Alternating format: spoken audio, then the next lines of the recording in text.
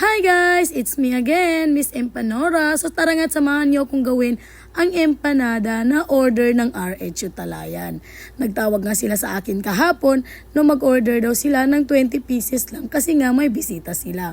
Actually guys, matagal ko na yan silang customer. Nasa 1 year plus na ata na nag-order sila sa akin tuwing may bisita. Ayan na nga't binabalot ko na at pati yung sauce. Actually guys, ito yung pinaka binabalikan sa akin ay ang sauce na yan.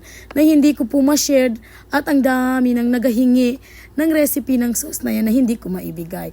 Nag-request nga sila sa akin na gusto nila naka-assemble at hindi daw naka-plastic kasi nga para sa bisita. So pumayag naman ako dahil nga din sa malapit lang dahil nasa harapan lang din sila ng bahay namin.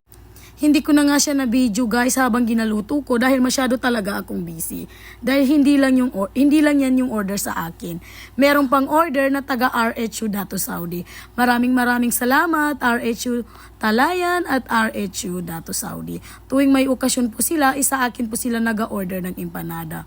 Minsan 1,000, 1,500 at pati donut. At ayan na nga at tapos na, ready to deliver. Thank you so much RHU Talayan.